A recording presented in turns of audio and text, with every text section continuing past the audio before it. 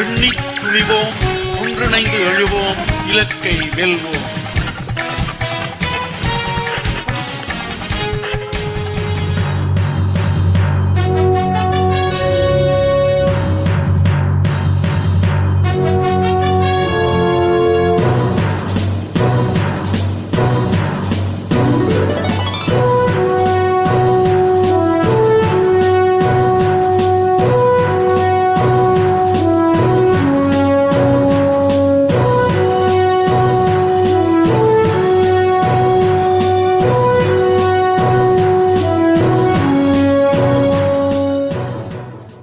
அனைத்துலக உயிரோடை தமிழ் ILC தமிழ் உயிரோடை தமிழில் அன்பர்களே, அரசியல் களம். இன்றைய அரசியல் கள நிகழ்ச்சியில் பிரித்தானியாவிலிருந்து போரியல் ஆய்வாளர் அரசு அவர்கள் இணைகின்றார். வணக்கம் அரசு அவர்களே. வணக்கம் ராஜானி. அனைத்துலக உயிரோடை தமிழ் உறவுகளுக்கு அன்பு கலந்த வணக்கம்.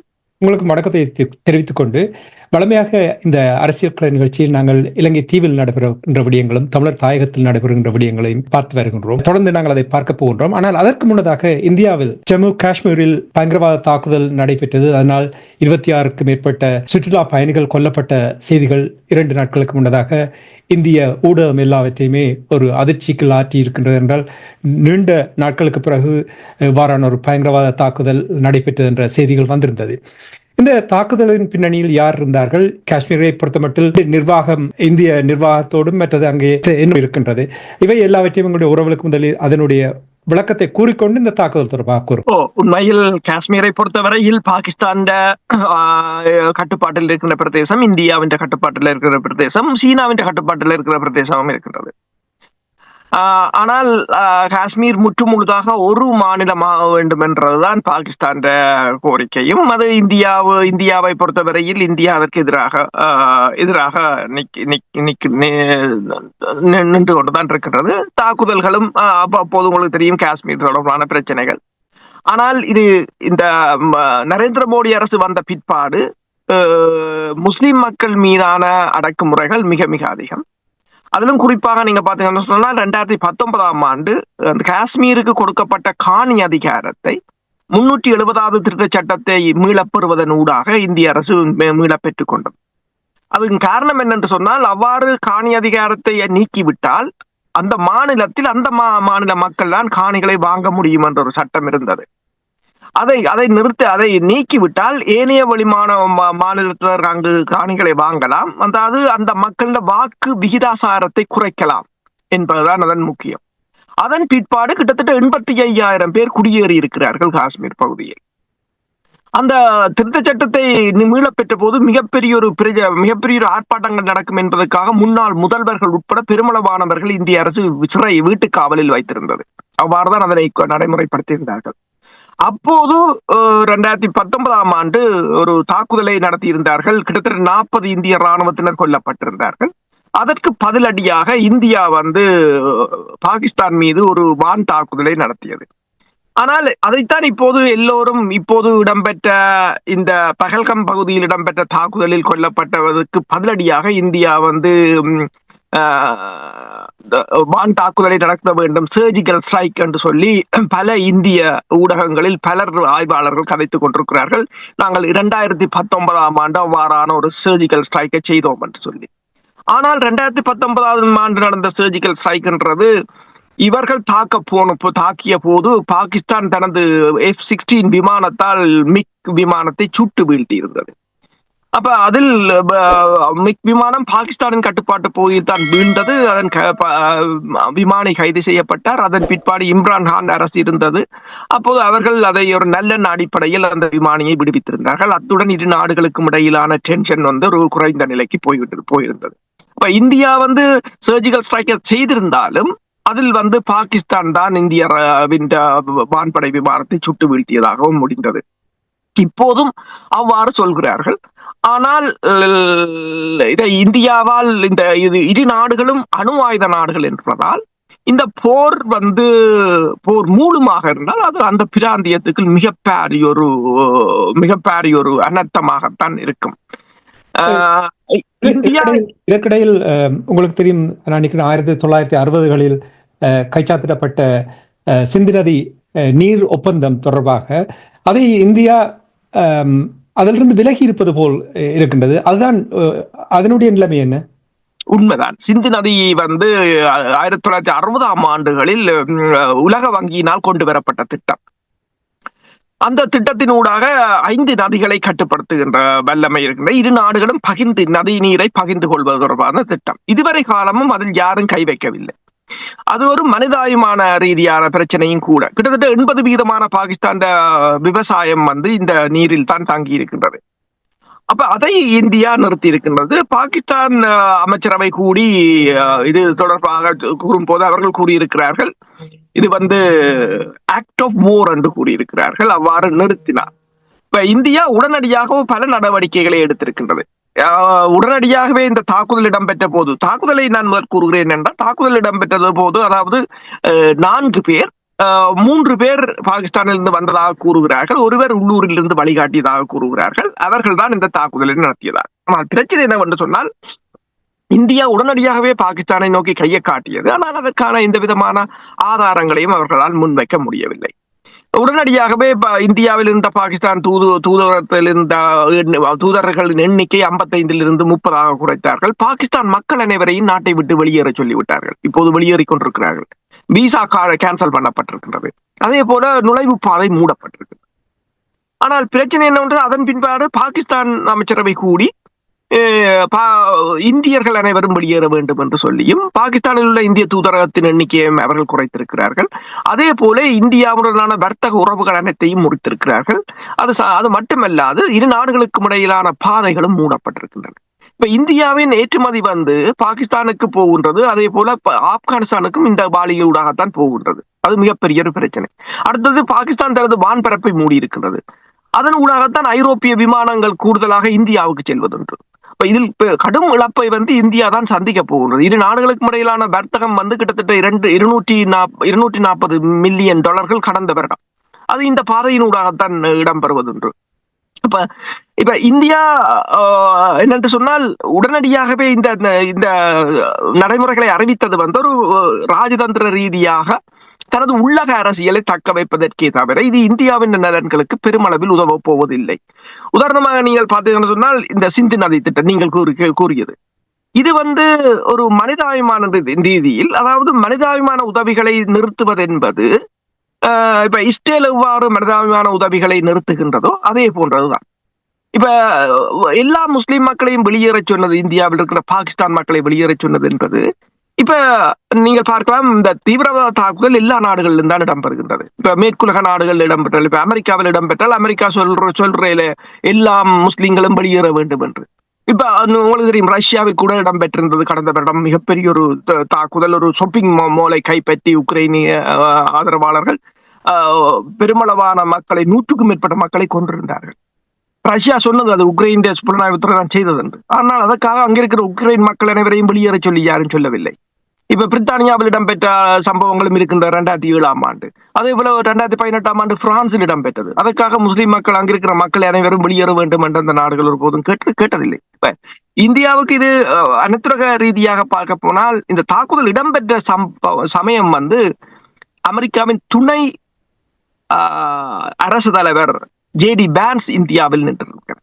அது ஒரு முக்கிய தருணம். அடுத்ததாக நரேந்திர மோடி அவர்கள் சவுதி அரேபியாவுக்கு பயணத்தை மேற்கொண்டிருந்தார். அதாவது இந்தியாவுக்கும் அரபு நாடுகளுக்கும் இடையிலான உறவுகள் நல்ல நிலையில் வருகின்ற நேரத்தில் இடம்பெற்ற இந்த தாக்குதல் இப்போது இந்தியா முஸ்லிம் மக்கள், அதாவது பாகிஸ்தான் மக்களை வெளியேற வேண்டும் என்று கூறியது, பாகிஸ்தான் மீதான போர் என்பது முஸ்லிம் தரப்பை இந்தியாவுக்கு எதிராக, முஸ்லிம் நாடுகளை இந்தியாவுக்கு எதிரான ஒரு மனநிலைக்கு கொண்டு செல்லக்கூடிய ஒரு நிலை தான் ஏற்படும். இந்த தாக்குதல் தொடர்பாக இந்தியாவின் பிரதமர் நரேந்திர மோடி அவர்கள் உடனடியாகவே ஊடகங்களுக்கு கூறியிருந்தார். இந்த சூத்திரதாரிகளை எங்கிருந்தாலும் கண்டுபிடித்து அவர்களுக்கு தண்டனை வழங்கப்படும் என்று அவர் கூறியிருக்கின்றார். இப்பொழுது நீங்கள் கூறினீர்கள் 3 பேர் இந்த தாக்குதலில் ஈடுபட்டிருக்கின்றார்கள். ஒருவர் காஷ்மீரை சேர்ந்தவர், 2 பேர் பாகிஸ்தானி பிரஜைகளாக இருக்கலாம் என்று நீங்கள் கூறினீர்கள். பிரஜைகளாக இருந்தால் நிச்சயமாக அவர்கள் நிச்சயமாக பாகிஸ்தானுக்கு திரும்பி விடுவார்கள். இவர்களை கண்டுபிடிப்பது எவ்வளவு சாத்தியம்? உண்மைதான், கண்டறிவது என்பது மிகவும் ஒரு சாத்தியமற்றது. மற்றது 3 பேர் ஊடுருவது என்பதும் அதை கண்டறிவது கடினம், ஊடுருவதை தடுப்பது கடினம். இப்ப நீங்கள் பார்க்கலாம், மெக்சிகோ போர்டனூடாக அமெரிக்காவுக்கு எத்தனையோ பேர் ஊடுருவுகிறார்கள். இந்த பல்வேறு நாடுகளுக்கும் எல்லைகளினூடாக இடம்பெயர்ந்தவர்கள் எத்தனையோ பேர் வருகிறார்கள், தடுக்க முடியாது. ஆனால் இந்த தாக்குதலை தகவல் வழங்குபவர்களின் உதவிகளுடன் புலனாய்வுத்துறை தடுத்திருக்கலாம், அதனை அவர்கள் செய்யவில்லை. அடுத்ததாக நீங்கள் பார்த்தீர்கள் என்று சொன்னால், நீங்கள் கேட்டது போல இவர்களை எவ்வளவு தூரம் கண்டுபிடிக்கலாம் என்று சொன்னால் அது இயலாத காரியமாகத்தான் இருக்கு. இதுவரையிலும் தாக்குதல் நடத்தியவர்களை கண்டறிய முடியவில்லை. அடர்ந்த காட்டு பகுதியில் தான் அவர்கள் சென்றதாக கூறப்படுகிறது. ஆனால் அதே சமயம் நீங்கள் பார்த்தீர்கள் என்று சொன்னால், அந்த தாக்குதல் இடம்பெற்ற இடத்திலிருந்து 143 கிலோமீட்டர் தொலைவில் மேலும் 2 ஊடுருவ முற்பட்டதாகவும் அவர்கள் கொல்லப்பட்டதாகவும் அவர்கள் ஆயுதங்கள் மீட்கப்பட்டதாகவும் கூறப்படுகிறது. அப்படி என்று பார்க்கும்போது இந்த தாக்குதலை அவர்கள் ஒரு இடத்தில் மட்டும் செய்யவில்லை, தொடர்ந்து தாக்குதலை நடத்தும் ஒரு திட்டம் அவர்கள் கைவசம் இருக்கலாம் என்றும் கூறப்படுகின்றது. அப்ப இந்த பிராந்தியத்துல இந்தியாவுக்கும் பாகிஸ்தானுக்கும் இடையிலான ஒரு மிகப்பெரிய ஒரு போர் ஏற்படுவதை ஏதோ சக்திகள் விரும்புவது போலதான் தெரிகின்றது. அவ்வாறான ஒரு போர் ஏற்பட்டால் இந்தியாவின் பொருளாதாரம் மிக கடுமையாக பாதிக்கும். அது இப்ப இந்த போருக்கு இந்தியா அமெரிக்காவையும் இஸ்ரேலையும் துணைக்கு அழைக்கலாம் என்று இந்திய ஊடகங்களும் இந்திய ஆய்வாளர்களும் கூறுகிறார்கள். அமெரிக்காவை துணைக்கு அழைத்தால் போர் எப்படி இருக்கும் என்பதை உக்ரைன் போரை மூலம் நாங்கள் அறிந்து கொள்ள முடியும். எவ்வளவு தூரத்துக்கு அந்த நம்பி இருக்கிற நாடுகளை கொண்டு போய் விடுவார்கள் என்பது தெரிந்த விடயம். ஆனால் இப்ப பிரச்சனை என்னவென்று சொன்னால், பல நாடுகளும் கண்டனத்தை தெரிவித்திருக்கிறார்கள். ஏனென்றால் உண்மையில் பொதுமக்கள் கொல்லப்படுவது அது நாங்களும் யாரும் கண்டிக்கப்பட வேண்டியது. உண்மையில் பொதுமக்கள் கொல்லப்படுவதை கண்டிக்கப்பட வேண்டியது. ஆனால் அதை இந்திய அரசு ஒரு அரசியலாக்குவதுதான். தற்போது இந்திய அரசு இந்த போரை விரும்புவதற்குரிய காரணமும் உள்ளூரில் தனது அரசியல் செல்வாக்கை தக்க வைப்பதற்கான ஒரு முயற்சியாகத்தான். கூறுகின்ற விடயங்களை கேட்கும் பொழுது இன்னும் சில செய்திகள் வருகிறது. அதாவது பாகிஸ்தான் தங்களுடைய வான்பரப்பில் இந்தியாவுடைய விமானங்கள் பறக்க விடாமல் தடை கொண்டு வந்திருக்கிறார்கள். அது மட்டுமில்லாமல் நீங்கள் ஏற்கனவே கூறினீர்கள், விசா கொடுப்பதை நிறுத்தி இருக்கிறார்கள். இனி தூதுவரங்கள் இருக்கின்ற ராஜதந்திரிகளை கூட 2 பகுதிகளிலும் திருப்பி அழைப்பதான ஒரு நிலைமை ஏற்பட்டிருக்கின்றது. அவ்வாறான நிலைமைகள் ஏற்படும் பொழுது போர் உண்மையாக வெடிப்பதற்கான வாய்ப்புகள் இருக்கிறதா? இப்ப அநேகமாக சொல்கிறார்கள் என்னென்றால், போர் பெரிய அளவிலான போரை இரு நாடுகளும் விரும்பாது. மற்றது போரை இந்தியா நடத்த முடியாது என்றால், பாகிஸ்தானும் அணு ஆயுதம் உள்ள நாடு. இந்தியாவுடன் இருப்பதை விட பாகிஸ்தானிடம் இருக்கின்ற அணு ஆயுதங்கள் அதிகம். அப்ப 2ம் அணு ஆயுத நாடு. அப்ப போரை அவர்கள் ஒன்று செய்யலாம். பாகிஸ்தான் அணு ஆயுதத்தை அகற்றுவதற்காக வேறு சில சக்திகள் இந்தியாவின் ஊடாக இந்த போரை நடத்த முற்படலாம். ஏனென்று சொன்னால், உலகிலேயே அணு ஆயுதம் உள்ள ஒரே ஒரு முஸ்லீம் நாடு பாகிஸ்தான் தான். அதையும் அகற்றிவிட்டால் முஸ்லிம்களிடம் இந்த அணு ஆயுதம் இல்லை என்ற ஒரு நிலை. ஆனால் அதை எவ்வாறு மற்ற முஸ்லிம் நாடுகள், உதாரணமாக நீங்கள் பார்க்கலாம், பாகிஸ்தான் பொருளாதார நெருக்கடி ஏற்பட்ட போது கட்டார் கிட்டத்தட்ட $20 பில்லியன் இன்வெஸ்ட் பண்ணாங்க முன் வந்திருந்தது. அதே போல சவுதி அரேபியாவும் $10 பில்லியன் இன்வெஸ்ட்மெண்ட் செய்ய முன் வந்திருந்தது. பல நாடுகள் பாகிஸ்தானுக்கு ஏதோ ஒரு வகையில் ஆதரவுகளை கொடுத்து கொண்டுதான் இருக்கின்றன முஸ்லிம் நாடுகள். இந்த நிலையில் இப்ப இஸ்ரேலோ அமெரிக்காவோ சில சமயங்களில் என்னென்றால், இப்ப ஈரான் ஒரு அணு ஆயுதத்தை பெறுவதை இவர்கள் தடுப்பதற்கு கடும் பிரயத்தனம் மேற்கொண்டு வருகின்றனர். அதே போல பாகிஸ்தான் அணு ஆயுதத்தை அகற்றுவதற்கான ஒரு முயற்சியாக கூட இது இருக்கலாம். ஆனால் அவ்வாறு ஒரு போர் மூலமாக இருந்தால் அது மிகப்பெரிய ஒரு அனர்த்தமாகத்தான் இருக்கும். ஏனென்றால் பாகிஸ்தான் பதிலடி கொடுப்பதற்கு தயங்க போவதில்லை. உங்களுக்கு தெரியும், கடந்த வருடம் ஈரான் பாகிஸ்தான் எல்லை பகுதியில் இருக்கின்ற தீவிரவாத முகாம்களை தனது ஏவுகணை மூலம் தாக்கியிருந்தது. 24 மணித்தியாலத்தில் பாகிஸ்தான் பதிலடியை கொடுத்திருந்தது ஈரானுக்கு. அதன் பின்னர் இரு நாடுகளும் சமரசனம் செய்து கொண்டிருந்தன. இப்ப பல ஆய்வாளர்கள் கூறுகிறார்கள், இந்திய ஆய்வாளர்கள் என்னென்றால் ஒரு சர்ஜிக்கல் ஸ்ட்ரைக் செய்ய வேண்டும், 12 முகாம்கள் பாகிஸ்தானில் இருக்கின்றன, அவை அனைத்தும் தாக்கி அளிக்கப்பட வேண்டும், 2019 ஆண்டு இடம்பெற்றது போல செய்ய வேண்டும் என்று சொல்லி. 2019 ஆண்டு இடம்பெற்றது என்றால் 2019 ஆண்டு அவங்க 40 இராணுவத்தினரை கண்ணிவெடி வைத்து கொன்றார்கள். அதற்கு பதிலடியாக அங்கு பாகிஸ்தானில் எல்லைப்புறத்தில் இருக்கின்ற முகாம்கள் மீது தாக்குதல் நடத்த போன சமயம் இந்திய வான்படை தான் தன் விமானத்தை இழந்திருந்தது. இந்தியா கூறியது தாங்கள் F-16 விமானத்தை சுட்டு வீழ்த்தியதாக. ஆனால் அமெரிக்காவில் இருந்து வந்த அதிகாரிகள் பரிசோதனை செய்துவிட்டு கூறியிருந்தார்கள், அத்தனை F-16 விமானங்களும் இருக்கின்றன, ஒன்றும் சுட்டு வீழ்த்தப்படவில்லை என்று சொல்லி. அப்ப அதிலும் அப்போ பாகிஸ்தான் பதிலடியைத்தான் கொடுத்திருந்தது. இப்போது இந்தியா தனது விக்ரமாதித்யா கப்பலை, விமானம் தாங்கி கப்பலை அரேபியன் கடல் பகுதியில் இறக்கி இருக்கின்றது. பெருமளவான ஆயுதங்கள் எல்லை பகுதியை நோக்கி நகர்த்தப்படுகின்றன. அதே சமயம் பாகிஸ்தான் உளவு விமானமும் இந்த காஷ்மீரின் கட்டுப்பாட்டில் இருக்கின்ற எல்லை பகுதியில் ரோந்து நடவடிக்கையில் ஈடுபட்டிருப்பதை நேற்று காணக்கூடியதாக இருந்தது. பாகிஸ்தான் உளவு விமானம் ரோந்து நடவடிக்கையில் ஈடுபடுகிறது என்றால் அவர்கள் இந்தியாவின் தாக்குதலை எதிர்பார்த்து காத்திருக்கிறார்கள் போலதான் தெரிகின்றது. அப்ப இந்தியா தாக்குமாக இருந்தால் அது மிகப்பெரிய ஒரு போராக மாறுமாக இருந்தால் அது இந்த இந்து சமுத்திர பிராந்தியத்தில் ஒரு மிகப்பெரிய அனர்த்தமாக தான் இருக்கு. இரண்டு நாடுகளும் போருக்கு கொண்டு வர வேண்டும் என்று புரசக்தியினுடைய ஈடுபாடு இருக்கின்ற என்று நீங்கள் நம்புகிறீர்களா? உண்மைதான். இப்போது நீங்கள் பார்க்கலாம், அதாவது இந்த வெள்ளிக்கிழமை இந்திய ஊடகங்கள் பல தகவல்களை வெளியிட்டிருக்கின்றன. அமெரிக்காவின் கேர்குல்ஸ் ரக விமானம், C-130 ரக விமானங்கள் இந்தியாவின் வான்படை தளங்களில் தரையிறங்கி இருக்கிறது என்று சொல்லியும், அதே போல இஸ்ரேல் விமானங்களும் தரையிறங்கி இருப்பதாகவும் ராணுவ விமானங்கள் என்றெல்லாம் கூறுகிறார்கள். ஆனால் உண்மையில் அந்த அமெரிக்க விமானங்கள் என்பது JD Vance வந்த போது அவரின் பாதுகாப்பு நடைமுறைகளுக்காக கொண்டு வரப்பட்டவற்றை எடுத்துச் செல்வதற்காக வந்த விமானங்கள் என்று பின்னர் வேறு பேர் கூறுகிறார்கள். அப்ப இவ்வாறு இருக்கின்றது. இப்ப இந்தியாவை பொறுத்தவரை அண்மையில் உங்களுக்கு தெரியும், பேராசிரியர் ஜெஃப்ரி சாக்ஸ் அவர் ஒன்றை கூறியிருந்தார், அமெரிக்கா இந்தியாவை சீனாவுடனான ஒரு போருக்கு தள்ளப் போகிறது. ஏனென்று சொன்னால் அமெரிக்காவை பொறுத்தவரையில் இப்ப ரஷ்யாவை உக்ரைனை வைத்து பலவீனப்படுத்த முற்பட்டது போல சீனாவின் பொருளாதாரத்தை அழிப்பதற்கு இப்ப இன்றும் நீங்கள் பார்க்கலாம், அமெரிக்கா காத்து கொண்டிருக்கிறது சீனா தன்னுடன் இந்த டரிஃப் தொடர்பாக பேச்சுவார்த்தைக்கு வரும் என்று. சீனா திட்டவட்டமாக சொல்லிவிட்டது, நாங்கள் பேச்சுவார்த்தைக்கே வரப்போவதில்லை, நீங்கள் டரிஃபை முற்றாக நீக்கும் வரையிலும் பேச்சுக்கு இடம் இல்லை என்றே சொல்லிவிட்டது. அதில் வேடிக்கை என்ன தெரியுமா, டொனால்ட் ட்ரம்ப் அவர்கள் எந்த ஒரு ஆதாரமும் இல்லாமல் எந்த ஒரு பேச்சுவார்த்தை நடக்காமல் நாங்கள் ஏற்கனவே சீனாவுடன் பேசிக் கொண்டிருக்கின்றோம் என்று ஊடகங்களுக்கு நேற்று கூறிய விடயங்களை இப்பொழுது ப்ளூம்பர்கில் சுட்டிக்காட்டிக் கொண்டிருக்கிறார்கள். அதை முழுமையாக மறுத்திருக்கின்றது சீனா. வரி தொடர்பாக எந்த ஒரு பேச்சுவார்த்தையும் தாங்கள் ஈடுபடவில்லை என்று.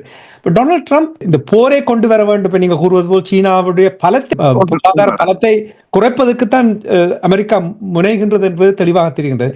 அப்படி என்றால் இதனுடைய விளைவு எவ்வாறு அமைய போகிறது?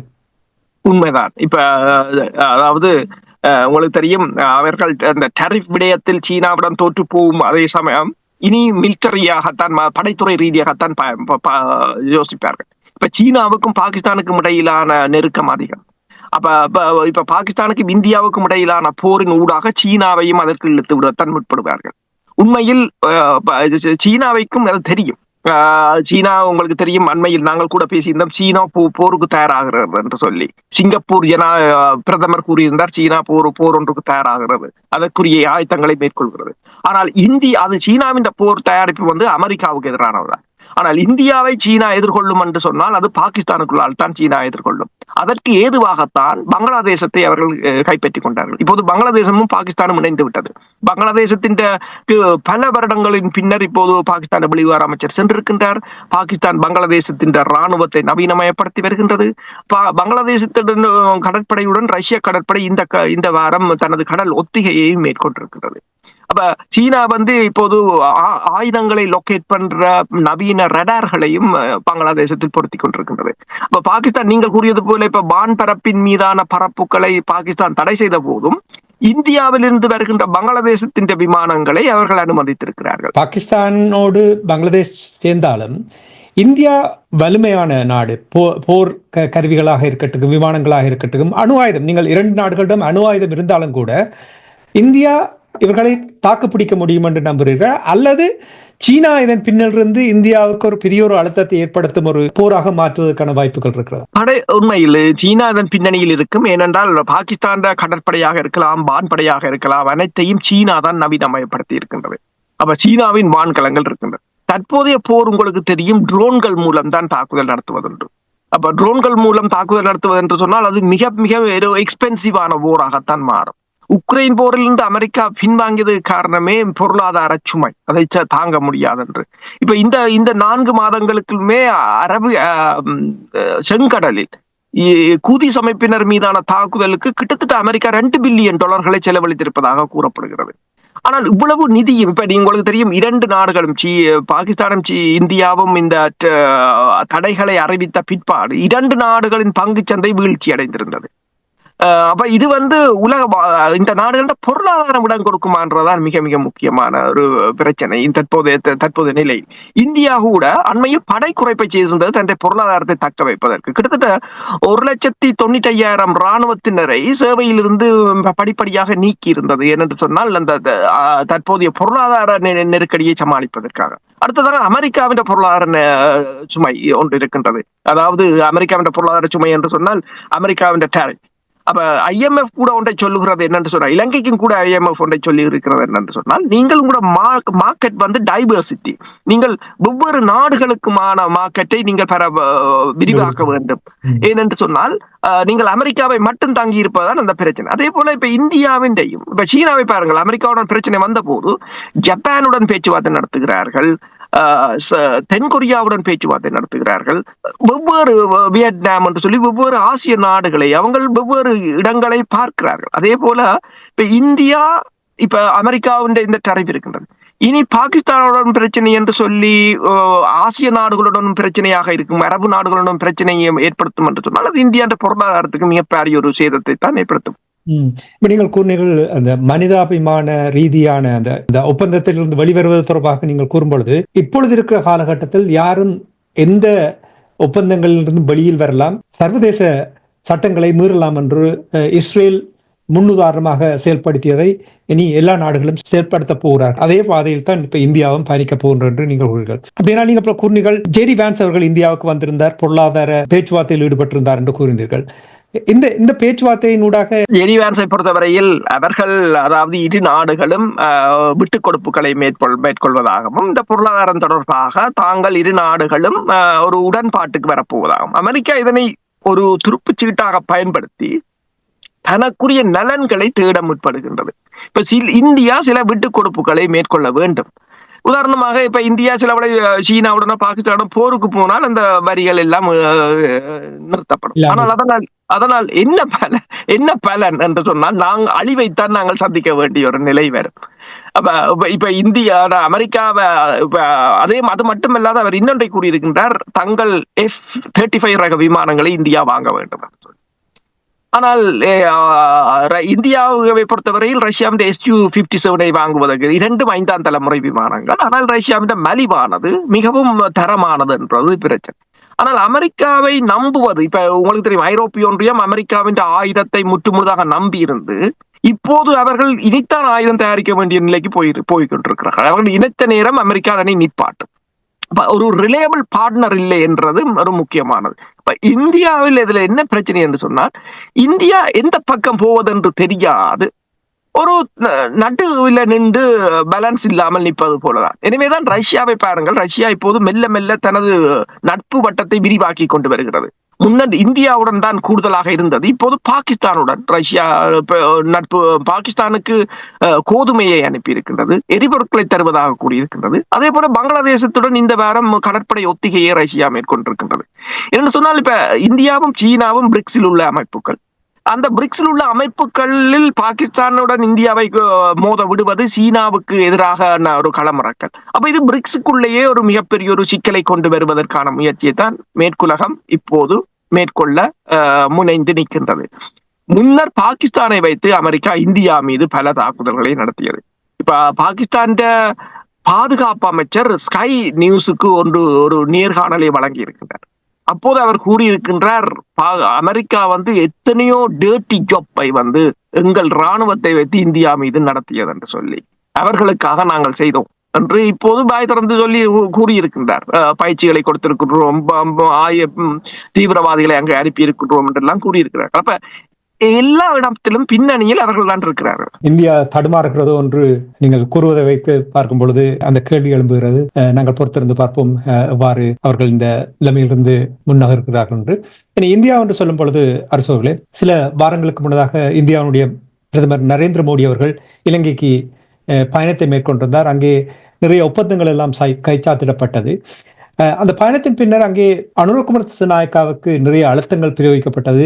ஒப்பந்தம் தொடர்பாக எந்த ஒரு விடயங்களையும் வெளிப்படுத்தவில்லை என்ற அழுத்தம் பிரயோகிக்கப்பட்டது. பாதுகாப்பு தொடர்பாக முக்கியமாக நாடாளுமன்றத்தில் சமர்ப்பிக்க வேண்டும் என்ற விடயங்கள் கூட பேசப்பட்டது. இதனுடைய நிலை எவ்வாறு இருக்கிறது? சமர்ப்பித்து விட்டார்களா? இன்னும் அது அந்த 7 உடன்பாடுகள் மேற்கொண்டிருந்தார்கள். அந்த 7 உடன்பாடுகளில் இந்த பாதுகாப்பு உடன்பாடு இன்னும் சமர்ப்பிக்கப்படவில்லை. நாமல் ராஜபக்சவோட பேசும்போது பேசியிருக்கிறார். அதாவது இந்த அரசு வந்து தன்னிடம் 159 உறுப்பினர்கள் கிட்டத்தட்ட ஒரு பெரும்பான்மை இருப்பது என்பதற்காக தான் தோன்றித்தனமாக நடக்க முடியாது. எல்லாவற்றையும் மக்கள் முன் வைக்க வேண்டும். அவர்கள் வந்து அவர் ஒன்றை கூறியிருக்கிறார் என்று சொன்னால், எல்லாவற்றையும் மறைக்கிறார்கள், தாங்கள் செய்வதுதான் சரி என்றுகிறார்கள், எதிர்த்தரப்பை மதிப்பதில்லை என்று. அதே சமயம் கூறியிருக்கிறார், நாங்களும் ஒரு காலத்தில் பெரும்பான்மையாக இருந்த நாங்கள் தான், ஆனால் ஆட்சிகள் எப்போதும் மாறும், உங்கள் பெரும்பான்மை நிரந்தரமையானது இல்லை என்று கூறியிருக்கின்றார். அதே நேரம் சொல்கிறார், இந்த புனித தந்த தாதுவை வந்து, அதாவது இந்த கண்டியில் இடம்பெறுகின்ற புனித தந்தத்தை தரிசிக்கின்ற அந்த நிகழ்வு தாங்கள் செய்யும் போது அதனை பார்த்து சிரித்தவர்கள் இன்று அங்கு போய் அதை வணங்குகிறார்கள். ஏன் என்று சொன்னால், இந்த அரசியலுக்காக அதனை செய்கிறார்கள் என்று கூறியிருக்கிறார்கள். அதே போல இப்ப டெய்லி மிரராக இருக்கலாம், கொழும்பில் வருகின்ற பத்திரிகைகளும் பத்திகளை எழுதியிருக்கின்றன. இந்த பாதுகாப்பு உடன்பாட்டில் என்ன இருக்கிறது என்பது இதுவரையிலும் இந்த என்பிபி அரசு வெளியிடவில்லை என்று கூறியிருக்கிறது. அதை வெளியிடவில்லை என்று சொன்னால் அவர்கள் என்ன கூறுகிறார்கள் என்று சொன்னால், அதனை பொதுமக்களுக்கோ அல்லது நாடாளுமன்றத்தில் கூட இன்னும் அவர்கள் சமர்ப்பிக்கவில்லை என்று கூறப்படுகிறது. அதே சமயம் அவர்கள் ஒன்றை கூறுகிறார்கள், ஜேவிபி வந்து இந்தியாவுக்கு எதிராக நின்றார்கள் என்று சொல்லியும், 1987 ஆண்டு உடன்பாடு எழுதப்பட்ட போது, இலங்கை இந்திய உடன்பாடு எழுதப்பட்ட போது பெருமளவான போராட்டத்தை நடத்தியது அவர்கள்தான் என்றும் அந்த பத்திரிகை கூறியிருக்கின்றது. அது மட்டுமல்லாது, அதாவது புனித ஞாயிறு குண்டுவெடிப்பை கூட இந்தியா நடத்தியதாக முதலில் தெரிவித்தது ஜேவிபி தான். அவர்கள் இப்போது அமைச்சராகவும் இருக்கிறார் இப்போ தற்போதைய அரசில். ஆனால் தற்போது இந்தியாவின் நலன்களுக்காக, இந்தியாவை அவர்களுக்கு தேவை என்பதற்காக தங்கள் இதை மாற்றியிருக்கிறார்கள் என்று கூறியிருக்கிறார். அப்ப என்னென்று சொன்னால், இந்த அரசு ஏதோ ஒன்றை, அதாவது 6 உடன்பாடுகளையும் அவர்கள்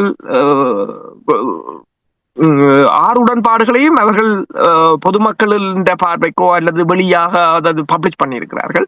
இந்த ஒரு உடன்பாட்டை மட்டும் அவர்கள் தொடர்ச்சியாக மறைத்து வருவதாகத்தான் குற்றச்சாட்டுகள் எழுந்திருக்கின்றன. பொறுத்திருந்து பார்ப்போம் அந்த விடயங்களை. இனி அமெரிக்கா கொண்டு வந்திருக்கின்ற டாரிஃப் தொடர்பாக ஸ்ரீலங்காவையும் விட்டு வைக்கவில்லை. அவர்களும் பேச்சுவார்த்தையில் ஈடுபட்டிருக்கிறார்கள் என்ற விடயங்கள் பேசப்பட்டது.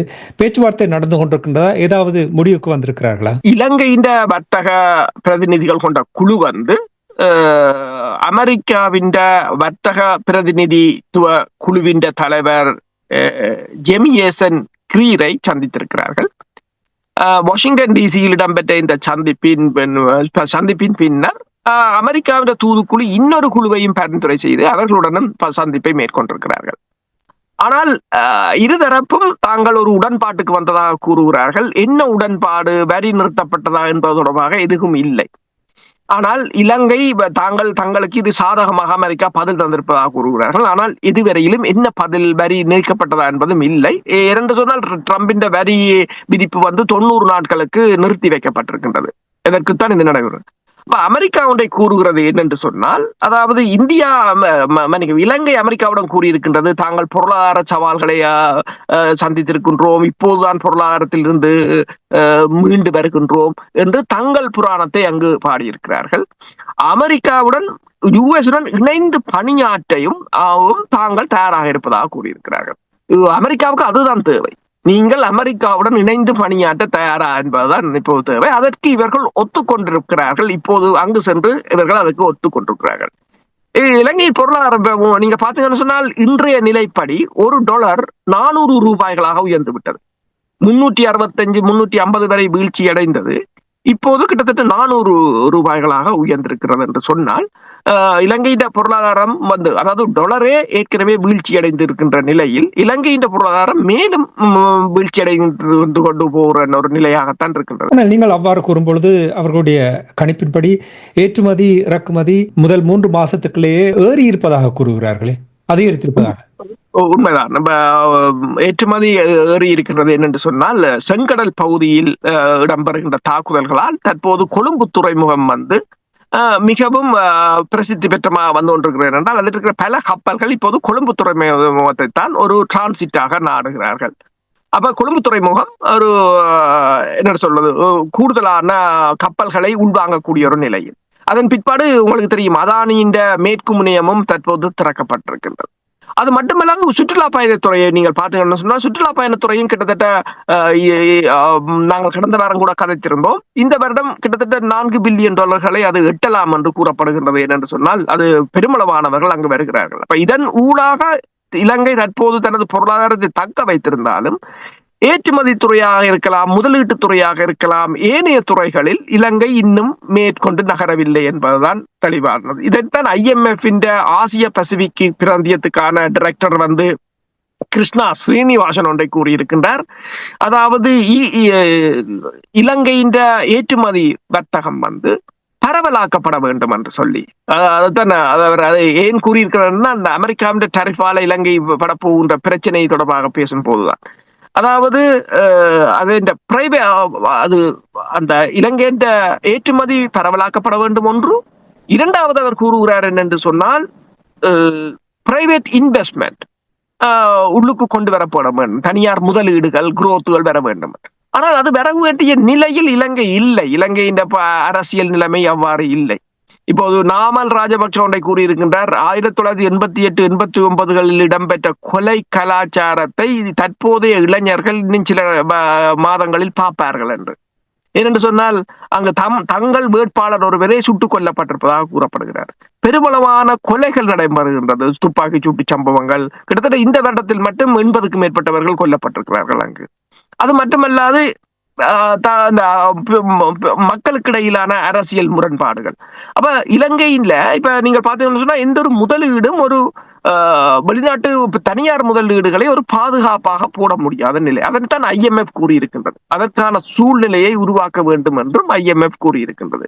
அப்ப பொருளாதார ரீதியாக இந்த அரசை பொறுத்தவரையில் உண்மையில் நீங்கள் பார்க்கலாம், நீங்கள் கூறியது போல ஏற்றுமதி துறை அதிகரிக்க, அதாவது துறைமுகத்தின் கொள்கலன்களை கையாளும் பகுதியின் விகிதம் அதிகரித்திருக்கலாம், அல்லது சுற்றுலா பயணத்துறை அதிகரித்திருக்கலாம். ஆனால் பிரச்சனை என்னவென்று சொன்னால் இந்த அதிகரிப்பை மேலும் கொண்டு செல்வதற்கு புறச்சூழல்கள் இந்த அரசுக்கு சாதகமாக இல்லை. அதுதான் அந்த பிரச்சனை. உண்மைதான். நிச்சயமாக இந்த அரசாங்கம் இப்பொழுதுதான் அந்த அழுத்தத்தை உணர்கின்றது போல் தெரிகின்றது. இதே நேரத்தில் இந்த ஈஸ்டர் குண்டு தாக்குதல் தொடர்பாக இப்ப கடந்த 2 மாதங்களாக, அதாவது குறிப்பாக உள்ளூராட்சி தேர்தல் வரும்பொழுதுதான் பிரச்சனைகள் தொடர்பாக JVP-யினர் இந்த விடயங்களை ஊடகங்களுக்கு வெளிப்படுத்தி அதை ஒரு பெருசுபடுத்துகின்ற ஒரு நிலைமை ஏற்பட்டிருக்கின்றது. ஈஸ்டர் குண்டு தாக்கல் தொடர்பாக இந்த பேச்சுவார்த்தை அந்த விசாரணைகள் தொடர்பாக என்ன நிலைமை? இப்போது உள்ளூராட்சி சபை தேர்தல் வந்த சமயத்தில் இந்த ஈஸ்டர் குண்டு தொடர்பாக பரவலான கருத்துக்கள் முன் வந்து கொண்டிருக்கின்றன. இப்ப உதாரணமா நீங்க பாத்தீங்கன்னு சொன்னால் அமைச்சர் பிமல் ரத்நாயக்கா கூறியிருக்கின்றார், பிள்ளையானையுடன் தாங்கள் இந்த ஈஸ்டர் குண்டுவெடிப்பு தொடர்பான சந்தேகத்தில் கைது செய்ததுமே அவரை துணைவேந்தரின் மரணம் தொடர்பில் தான் கைது செய்தார்கள். பிறகு அதனை ஈஸ்டர் குண்டுடன் தொடர்புபடுத்தினார்கள். கைது செய்த போது அவருடன் பிள்ளையாருடன் முதலில் கதைக்க வேண்டும் என்று கூறியது பிள்ளையாண்ட மனைவி இல்ல ரணில் விக்ரமசிங்கா என்று கூறியிருக்கிறார். அப்ப என்னென்று சொன்னால் இவர்கள் எல்லோரும் இணைந்துதான் இதனை செய்தார்கள் என்று கூறியிருக்கிறார்கள். உதாரணமாக நீங்கள் பார்த்தீங்கன்னு சொன்னால் அடுத்தது இந்த முகமட் ரஸ்லீம் என்ற ஒருவர், அவர் ஒன்றை கூறியிருக்கின்றார். மாவனல்ல பகுதியைச் சேர்ந்தவர், கிட்டத்தட்ட மன்னார் புத்தளம் பகுதியில் தாங்கள் தனது தகவல்களின் அடிப்படையில் C4 ரக வெடிமருந்து உட்பட 99 டெட்டினேட்டர் உட்பட பெருமளவானவற்றை சிஐடியினர் மார்ச் மாதம் அளவில் கைப்பற்றியிருந்தார்கள். ஆனால் அதன் பிற்பாடு அவர்கள் அது தொடர்பில் எந்த நடவடிக்கையும் எடுக்கவில்லை. அதன் பிற்பாடு இது தொடர்பாக தகவல் வழங்கிய அவரை மார்ச் 9ஆம் தேதி சுட்டிருக்கிறார்கள் தலையில். அதன் பிற்பாடு ஏப்ரல் இந்த சம்பவம் இடம்பெற்றிருக்கின்றது. அப்ப பல விடயங்களில் இந்த புலனாய்வுத்துறை ஒரு முக்கியமான விசாரணைகளை நடத்தவில்லை என்றும் கூறியிருக்கிறார்கள்.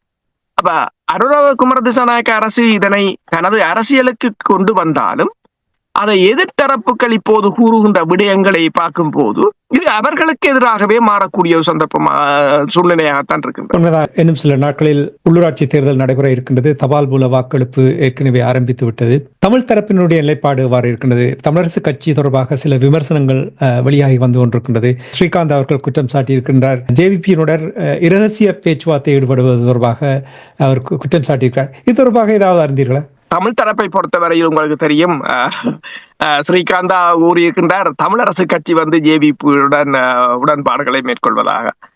அது ஒரு புறம் இருக்க, தமிழ் கட்சிகள் தங்களுக்குள்ள சண்டைகள் ஒரு புறம் இருக்க, ஜேவிபியினர் கூறுகிறார்கள் அதாவது வடக்கில் கூட தாங்கள் தான் மிக பிரதான கட்சியாக இருக்க போகிறோம் என்று கூறியிருக்கிறார்கள். வடக்கில் உள்ள கள்ளர்களை அனைவரையும் தாங்கள் கைது செய்வோம் என்றும் கூறியிருக்கிறார் பிமல் ரத்நாயக்கா. அது மட்டுமல்லாத அவர் இன்னொன்றை கூறியிருக்கிறார் என்னென்று சொன்னால், டக்ளஸ் தேவானந்தா மீது கூட தாங்கள் நடவடிக்கை எடுப்போம் என்றும், புத்தளம் மன்னார் பகுதியில் இருந்து ஒரு ஷாப்பிங் பேக்குடன் வந்தவர்கள் இப்போது 10 கப்பல்களை வாங்குவதற்குரிய சொத்துக்களை வைத்திருக்கிறார்கள் என்றும் கூறியிருக்கிறார்கள். ஆனால் இன்னும் இன்று வரையிலும் தெற்கில் இருந்து ஊழல் செய்தவர்களை இதுவரை கைது செய்யப்படவில்லை. உண்மையை டக்ளஸ் தேவானந்தாவோ யாராக இருந்தாலும் அது கைது செய்யப்படத்தான் வேண்டும். ஏனென்று சொன்னால் பிமல் ரத்நாயக்காவின் கருத்தின்படி டக்ளஸ் தேவானந்தாவை பொறுத்தவரையில் கிட்டத்தட்ட ஒவ்வொரு அரசிலும் இதுவரை காலம் ஒவ்வொரு அரசிலும் அவர் அமைச்சராக இருந்திருக்கிறார் என்றுதான் அவர் கூறியிருக்கின்றார். அப்ப தமிழ் கட்சிகளை பொறுத்தவரையில் உங்களுக்கு தெரியும், உள்ளூராட்சி சபை தேர்தலில் இந்த அரசு இவ்வளவு தூரம் ஒரு முதுகில் குத்துவது போல அந்த வேட்பு மனுக்களை நிராகரித்திருந்தது. நிராகரித்து அதன் ஊடாக முதல் சுற்றிலேயே இந்த அரசு தமிழ் கட்சிகளை ஓரங்கட்ட பார்த்திருந்தது. அதன் பிற்பாடு அனுரா குமார திசாநாயக்கா தங்களது அரசு ஆட்சி அமைத்தால் தான் பணத்தை தருவோம் என்று ஒரு தொனியில் மிரட்டி இருந்தார். இப்போது அந்த அவர்களுடைய வேட்பு மனு நீதிமன்றத்தில் நிராகரிக்கப்பட்டிருக்கின்றது. அதாவது சிங்கள தரப்பை பொறுத்தவரையில் எப்போதும் பின்னின்று தாக்குவதுதான் பழமை. உதாரணமாக இல்லாளன் துட்டகமனு காலத்தில் இருந்து பின்னின்று வெற்றி பெறுவதுதான் வழக்கம் என்றது போல வேட்பு மனுக்களையே முதலில் நிராகரித்து பல தமிழ் கட்சிகளை, அதாவது எந்தெந்த பிரதேசங்களில் எந்தெந்த கட்சிகள் அதிக வாக்குகளை பெறுமோ அவர்களை அந்த களத்தில் இருந்து அகற்றி விட்டார்கள். அப்ப இந்த களத்திலிருந்து அகற்றிய பிற்பாடு இடம்பெற போகிறது இந்த தேர்தலில் தங்களால் வெற்றியிட்ட முடியும் என்று அவர்கள் நினைக்கிறார்கள். அதாவது இந்த உயர் நீதிமன்றத்தின் தீர்ப்பும் பாதகமான பட்சத்தில் தமிழ் மக்கள் ஒன்றைத்தான் செய்யலாம், தமிழ் கட்சிகள் போட்டியிடுற இடத்தில் அவர்களுக்கு வாக்களிக்கலாம், இல்லை என்று சொன்னால் அந்த தேர்தலை புறக்கணி பின்னின்று செயல்படுகிறார் என்று நீங்கள் கூறும் பொழுது ஒன்று மட்டும் அனுரா குமார திசாநாயக்கா சிறப்பாக செயல்படுத்துகிறார்கள். தேர்தல் வரும் பொழுது ஊழல் தொடர்பாக, தண்டனை கொடுப்பது தொடர்பாக உரத்து பேசுவது போல் தான் கிடக்கின்ற என்று நான் கூறவில்லை. எங்களுடைய நேர்கள் அன்றைய நேரடி நிகழ்ச்சியில் கூறினார்கள். இப்ப தேர்தல் களத்தை எடுத்து பார்த்தீங்கன்னா உங்களுக்கு தெரியும், 17 சபைகளையும் ஜேவிபியினர் தாங்கள் கைப்பற்றுவோம் என்று கூறுகிறார்கள். அதற்கான வாய்ப்புகள் இருக்கிறதா அல்லது ஊடகங்களுக்கு உசுப்பல் ஏற்றுவதற்காக கூறுகிறாரா? உண்மையில் ஜேவிபியை பொறுத்தவரையில் தாங்கள், அதாவது நாடாளுமன்ற தேர்தலில், அரசு தலைவர் தேர்தலில் இருந்து நாடாளுமன்ற தேர்தலில் கிடைத்த வாக்குகளின் வித்தியாசத்தின் அடிப்படையில் அவ்வாறு கூறுகிறார்கள். அடுத்ததாக அவர்கள் பின் கதவால் பல வேலைகளை, சதித்திட்டம் மூலம் பல வேலைகளை செய்து விட்டார்கள், பலர்களை அகற்றி விட்டார்கள், ஏற்கனவே களமுனைகளில் இருந்து அகற்றி விட்டார்கள். அப்போது அவர்களுக்கான போட்டி குறைவு. அப்போ ஒரு 10 வாக்கை பெற்றாலும் அவர்கள் வெற்றி பெற்றதாகத்தான் முடியும். அதாவது ஒரு சதித்திட்டம் மூலமாகத்தான் இதனை அரங்கேற்ற போகிறார்கள். ஆனால் தெற்கிலங்கையில் கூட ஜேவிபியினருக்கான ஆதரவுகள் மெல்ல மெல்ல குறைந்து கொண்டுதான் வருகின்றது. அதைத்தான் நாமல் ராஜபக்ஷ ஒன்றை கூறியிருந்தார். அதாவது பெரும்பான்மை என்பது எல்லோரிடமும் இருக்கும், நாங்களும் ஒரு காலத்தில் பெரும்பான்மையா இருந்த இப்போது நீங்கள் இருக்கிறீர்கள், அடுத்தது உங்கள் ஆட்சியும் மாறும் என்றுதான் கூறியிருக்கிறார். அடுத்தது பிராந்திய நலன்களை பொறுத்தவரையில் பூகோள அரசியல் நலன் இதுக்கு எவ்வளவு ஒத்துழைக்க போகிறது என்பதும் அடுத்த பிரச்சனை. ஜேவிபியினர் இந்த தற்போதைய நடவடிக்கைகளுக்கு, அதாவது இலங்கையில் ஆட்சி மாற்றத்தை கொண்டு வருவதும் அல்லது ஆட்சியை தக்க வைப்பதும் இந்த பிராந்திய பூகோள அரசியல் நலனில் தான் இருக்கின்றது. இவை அனைத்தும் ஒரு முக்கியமானது. ஆனால் நீங்கள் கேட்ட கேள்வியின்படி இப்போ தமிழ் மக்களை பொறுத்தவரையில் தமிழ் மக்களிலும் பெரும்பாலானவர்கள் பலர் இந்த அரசுடன் இணைந்து செயற்படுவது ஒரு துப்பாக்கியமானது. இப்ப நீங்கள் பார்க்கலாம், இந்தியாவது கொலனைசேஷன் என்று சொல்றது என்று சொன்னால் காலனித்துவத்துல இந்தியாவின் சனத்தொகை அல்லது இந்தியாவின் சனத்தொகையுடன் ஒப்பிடும் போது பிரிட்டிஷ்காரன் அவ்வளவு சனத்தொகையை கொண்டு இந்தியர்களை கட்டுப்படுத்தி அங்கு ஆட்சி புரியவில்லை. இந்தியர்களை வைத்தே இந்தியர்களை ஆட்சி செய்ததுதான் பிரித்தானியா. அதே போன்ற ஒரு நிலைதான் இப்போது தமிழர்களை வைத்தே தமிழர்களை தோற்கடிப்பதுதான் ஜேவிபி நோக்கமாக இருக்கின்றது. அதில் சில வேளை அவர்கள் வெற்றியும் பெறலாம். ஏன்னா அதற்கான களத்தை ஏற்கனவே அமைத்து விட்டார்கள். நன்றி அரசுகளே. இன்றைய அரசியல் நிகழ்ச்சியில் இணைந்து குறிப்பாக இந்தியா காஷ்மீர் பகுதியில் நடைபெற்ற தாக்குதல் தொடர்பாகவும் இலங்கை தீவில் உள்ள நிலைமைகள் தொடர்பாகவும் உயிரோடை தமிழ் உறவோடு பயந்து கொண்டமைக்காக உயிரோடை தமிழ் அன்பர்கள் சார்பாக நன்றி கூறிக்கொண்டு மீண்டும் இன்னொரு நிகழ்ச்சியில் இணைந்திருப்போம். அதுவரைக்கும் நன்றி, வணக்கம். நன்றி, வணக்கம். எமது பார்வையாளர்களுக்கு வணக்கம். மக்களின் குரலாய் ஓங்கி ஒலிக்கும் இலக்கு மின்னிதழ் மற்றும் உயிரோடை தமிழ் வானொலி ஆகிய இவ்விரு ஊடகங்களும் உங்களைப் போன்ற எமது நேயர்கள் நண்பர்களின் ஆதரவிலேயே இயங்கி வருகின்றன. மிக குறைந்த பலங்களுடன் பல இடர்கள் மற்றும் தடைகளை தாண்டி பயணிக்கும் எமது ஊடகங்களின் பணிகள் மேலும் வளர உங்களால் முடிந்த நிதி உதவியை வழங்கி இன்னும் காத்திரமான செயற்பாடுகளை முன்னெடுக்க உதவுமாறு மிகவும் பணிவன்புடன் வேண்டி நிற்கின்றோம். உங்கள் பங்களிப்பு உங்களின் உரிமை குரலாய் ஓங்கி ஒலிக்கும். நன்றி.